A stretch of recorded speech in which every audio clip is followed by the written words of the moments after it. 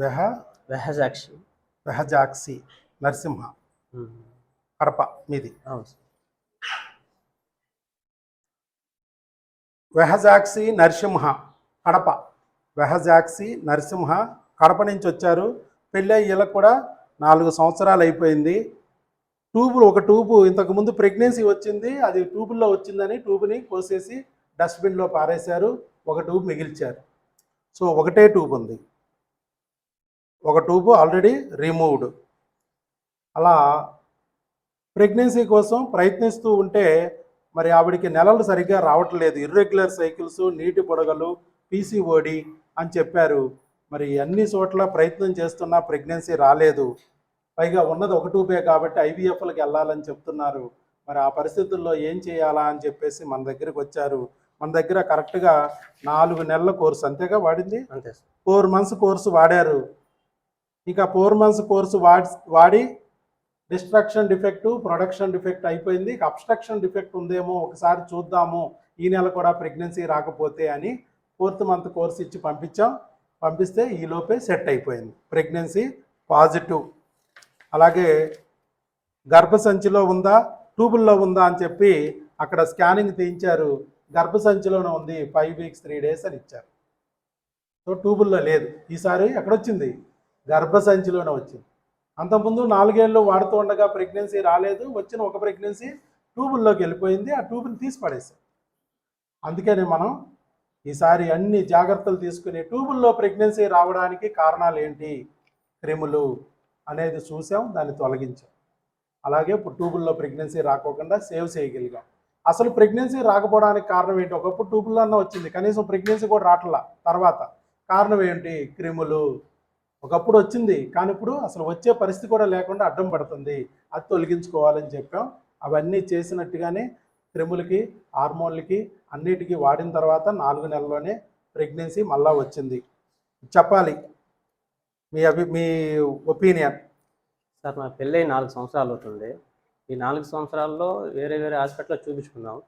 చూపించినా కూడా మాకు సేమ్ ఒకటే ట్రీట్మెంట్ ఇస్తున్నారు, బెటర్మెంట్ లేదు. ఎక్కడికి వెళ్ళినా కూడా ప్రెగ్నెన్సీ రావడం లేదు.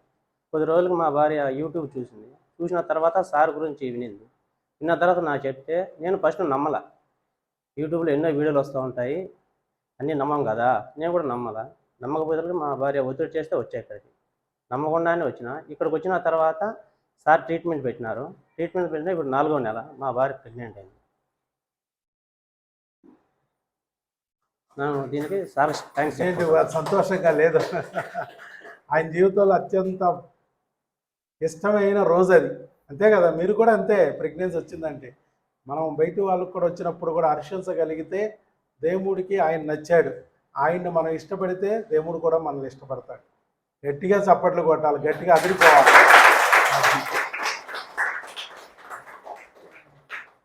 సో ఇక్కడ కూడా అంతే, ట్యూబులు మూసుకుపోవడానికి కూడా చాలామంది తెలియట్లే. ట్యూబులు మూసుకుపోతే ఐవీఎఫ్ అనుకుంటున్నారు.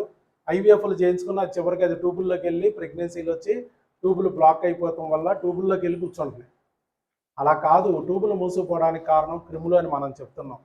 ఆ క్రిములకు సంబంధించిన టెస్టులు చేయడం, ఆ క్రిములకు సంబంధించిన C10, U10, T5 25 రకాల క్రిములు ఉన్నాయి, 1, 2 కాదు. ఎవరికి ఏ క్రిములు ఉన్నాయో చూడటం, దానికి సంబంధించిన మందులు భర్తకి భార్యకి ఇద్దరికీ వాడించాలి.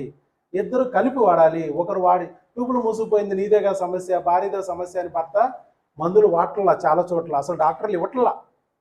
అలాగే భర్తకి ఏదైనా సమస్య ఉందనుకోండి, కణాల సమస్య, కౌంట్ సమస్య, ఇంకా భార్యకే మందులు ఎవరు, భర్తనే పట్టుకుంటారు. అలా కాదు ఇది. ఈ క్రిములు కానీ ఉన్నాయంటే, ఆ వీర్య కణాలు తినేసినాయి అంటే భర్తకు వీర్య కణాలు పడిపోతాయి. అలాగే డ్యామేజ్ చేసినాయి అంటే మొటిలిటీలు, మార్పాలజీలు పోతాయి. ఆ క్రిములు అనేది వీర్యకణాలను తలలు తినేస్తే తలలేని వీర్యకణం, తోకలు తినేస్తే తోకలేని వీర్యకణం, తలా తోక నాకెందుకని మొత్తం మింగేస్తే గుండు 0 కణం, అలా అవుతుంది. అదే క్రిములు భర్త నుంచి భార్యకు అంటుకుపోతాయి వీర్యకణాల ద్వారా. భార్య గర్భసంచిలోకి వీర్యకణం వెళ్ళిపోద్ది భర్త కలిసినప్పుడు, మళ్ళీ భార్య గర్భసంచిలో ఉంటాయి. మీరు ఐవీఎఫ్లకి వెళ్ళినా, ఐయుఐకి వెళ్ళినా, మళ్ళీ వచ్చి డోనార్కి వెళ్ళినా, ఆఖరికి మనస్సంపుకుని డోనార్కి వెళ్ళినా కూడా ఫలించదు. అదే క్రిమి ఆ డోనార్ వీర్యకణాన్ని కూడా డ్యామేజ్ చేస్తుంది. అదే క్రిమి గర్భసంచిలో ఉంది కాబట్టి వచ్చిన పిండాన్ని కూడా డ్యామేజ్ చేస్తుంది. అదే క్రిమి ట్యూబుల్లో ఉంది కాబట్టి ట్యూబుల్లో ప్రెగ్నెన్సీని అక్కడే స్టక్ అయ్యేటట్టు చేస్తుంది, ప్రెగ్నెన్సీని బయటికి రానివ్వదు, అక్కడే ఆపేస్తుంది, అడ్డగిస్తుంది బిడ్డని, ట్యూబుల్లో బ్లాక్ అయిపోద్ది. అందుకే మనం చెప్తున్నాం క్రిమిని తొలగించండి. అది తొలగిస్తే మీకు దారి ఫ్రీ అయిపోద్ది, ట్యూబులు ఫ్రీ అయిపోతాయి, గర్భసంచిలో ఎవడు ఉండడు డ్యామేజ్ చేయడానికి బిడ్డని. అలాగే వీరికణాన్ని చంపడానికి క్రిమి ఉండదు, అండాశయంలో డ్యామేజ్ అవ్వడానికి క్రిమి ఉండదు, అండము బాగుంటుంది, వీరికణము బాగుంటుంది.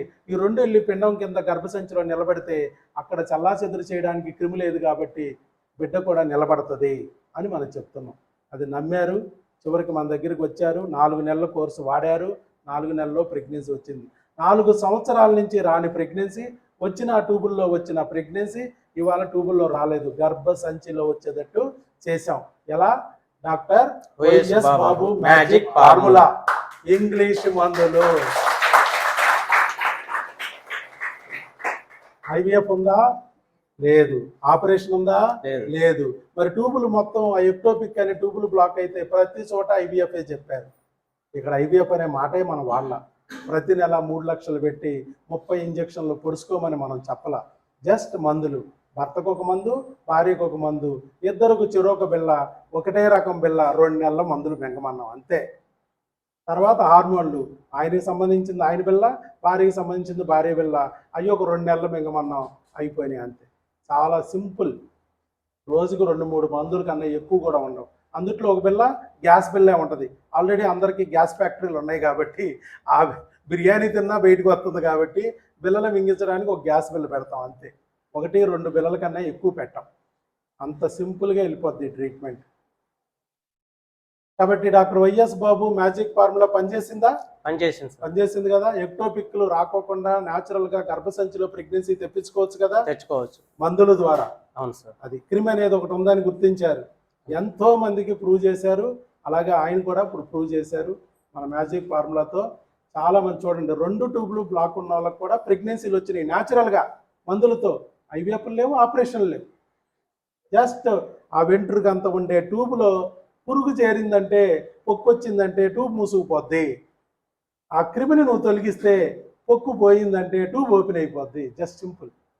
100 మంది ట్యూబులు మూసుకుపోయిన వాళ్ళు 80% క్రిముల వల్ల మూసుకుపోద్ది. అందుట్లో 50% టీబీ క్రిమి వల్లే మూసుకుపోద్ది. ఈ క్రిముల్లో ఏమున్నాయి అనేది చూడాలి. C10, U10, T5 25 రకాల క్రిములు ఉన్నాయి.